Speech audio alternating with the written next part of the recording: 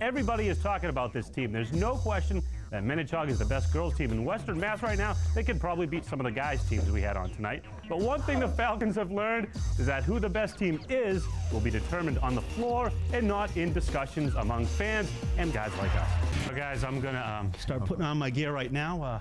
It's going to be cold Sunday. Buddy, tell everyone you're going to be on the sidelines for the game. Exactly. We'll be right there. Now, if the Patriots win, shorts and T-shirts because we're going to Houston. Yeah, Houston is next Wednesday. Houston is not as cold as it is here this time of year.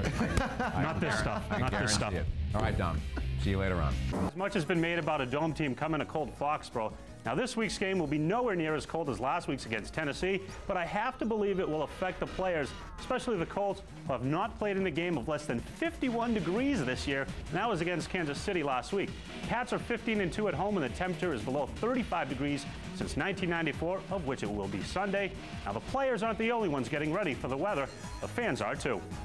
So the Red Sox finally get the bats going just in time to stave off elimination. Boston pounds out 16 hits en route to the 9-6 victory. One man who broke out of his slump, Nomar Garciaparra, had 4 hits. We spoke to Nomar after the game. So VJ ends this historic day atop 2 leaderboards, this one behind me at the Deutsche Bank Championship, and another as the world's best golfer. Now another storyline begins. Will Singh start his own string, or will Tiger get back his growl? At the TPC in Norton, Massachusetts, Dominic Aielli, NECN Sports. He could be the next big thing in boxing. How does 6 feet and 240 pounds strike you? Well, if you're an opponent, the answer is hard and fast. That's the biggest thing that I have as far as over everybody else. The hand and foot speed, but you know, I'm always able to change the situation, which a lot of people can't do.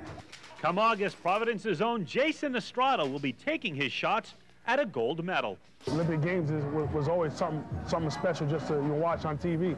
That's been a goal ever since I was probably maybe about 13, and that's when it all got serious.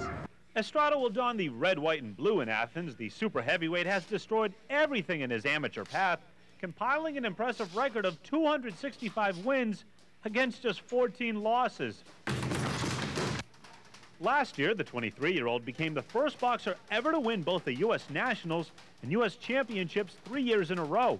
In last summer's Pan Am Games, Estrada became the first non-Cuban to ever win the super heavyweight crown, easily outpointing the then top-ranked fighter in the world 14-6. Now who's number 1?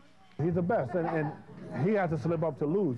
He's been doing well for so long, I'm kind of accustomed to it. So, when you're popping with that jab, you just kind of slide in. Jason's trainer and dad are one and the same, so you'll have to excuse the fatherly glow, but the pugilistic pair like to keep their heads screwed on straight in more ways than one. As well as you do, you can always get knocked off the top. You work when it's supposed to, play when it's supposed to. Jason has been living in these familiar streets of Providence all his life, but at the end of the month, he heads to Europe for the very first time. He figures when he comes back to his hometown, he'll be a changed man, and mostly for the better. That's what the Olympic Games do and the amateur program does. It jumpstarts you, so you're probably getting TV. Your first fight, you're a gold medalist, you're gonna get a blank check. And with big things expected from this big bruiser from Providence, you can bet Jason Estrada will have no problem cashing those checks. In Providence, Dominic Aielli, NECN Sports. This is how the Patriots are preparing for Sunday's game against the Colts by practicing. And this is how Pats fans are prepping for the big game by purchasing. Patriot fan. I got a lot of stuff. I'm just looking for something for the cold weather. And cold is the name of the game. We're getting Patriots layers here, lots of layers. Pats fans were loading up on layers all day at the team's pro shop in Foxborough. Josh Corrin took some time out of his busy shopping day to give us a bit of his own fashion advice for a chilly day at Gillette. You got to wear plenty of layers on your legs. I didn't wear that many layers on my legs last week, and it was cold. Hand warmers, you go to Decathlon, you buy those hand warmers, those things work. And feet warmers, you put them inside your socks. and cover your face, because that's what the wind really hits. Now the players all say weather doesn't matter. I don't think it's any kind of advantage at all. But fans say the Colts, a team that plays in a cozy, climate-controlled dome, doesn't know what they're in for.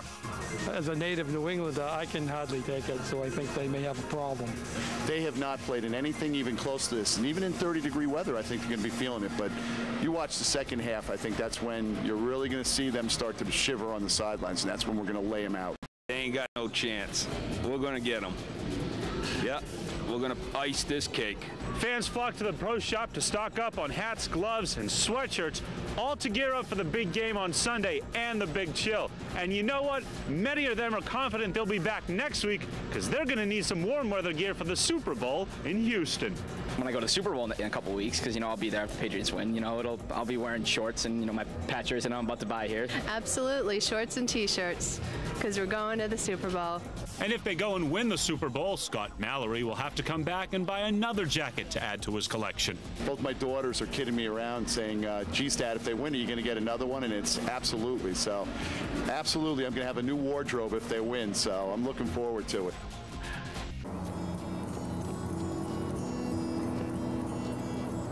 She's our inspiration. When people say, why do you run the marathon? I say, as long as I'm physically able to, it's a great cause. What we do in that one day is nothing compared to what the kids do, the battles they face on a daily basis. On Monday, Brianna Lawler will join the sea of stomping feet and run the last 2 miles of the Boston Marathon with her good friends Kathleen McMahon and Neil Lamberton. You don't know what it's going to be like. It's going to be definitely exciting for my first time, especially running 2 miles. That would seem like quite an ambitious task for an 8-year-old to strive for, but that's not the only thing that makes Brianna special. You see, the third grader from Chicopee has been in remission from aplastic anemia for a year and a half. It's a rare blood disease that occurs when the bone marrow stops making enough healthy blood cells. Brianna's parents, Dan and Dawn, found out about their daughter's condition when she was only 4. We knew that she was very near death when we took her to the hospital, and we were terrified. We did a lot of crying. It was total disbelief in the beginning, of course, and then total devastation. I mean, we were both totally devastated. We didn't know. At that point, we didn't know if we were coming or going. It was soon after that Griffin's Friends kind of stepped in. Griffin's Friends is a nonprofit group from Bay State Medical that provides financial and emotional support to families who have kids stricken with life-threatening diseases. This is the 9th year they'll be running from the quaint little town of Hopkinton to bustling Boylston Street. I would say that probably the majority of people running are running for a cause, and not just because most people know they're not going to win. So why not run for a charity and for a worthwhile cause and help somebody out? Everything that they do is geared toward the families and toward the children, and they've helped us out immensely. And without them, I don't think that we would have made it the way that we have. Quick five. You just feel a burst of joy. You can't do anything about it. It's just they're part of our family now. A family that has turned this event of grueling competition into one of glowing compassion. In Chicopee, I'm Dominic Aielli, News 40 Sports.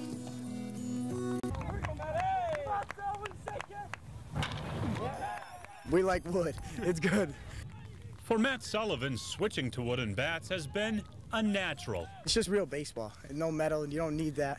And it seems more real, what we used to read about and see in the natural.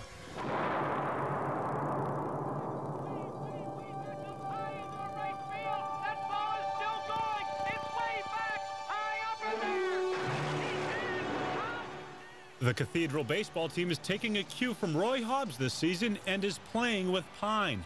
I've never swung a wooden bat in a game or practice, so it was a big change for me, but I've grown to it. It's great, it just feels so good when you hit it on the sweet spot. The Panthers are the only team in Western Mass choosing timber over tin. Bob O'Heron is in his 17th season coaching the Springfield school, and so far, he doesn't have a knock on wood.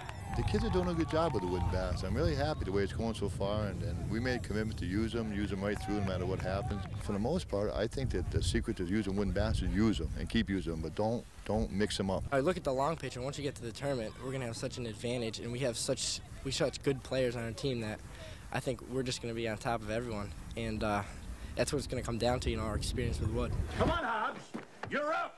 And if this season does follow a Hollywood script, the Panthers and their wooden bats will turn into Wonder Boys.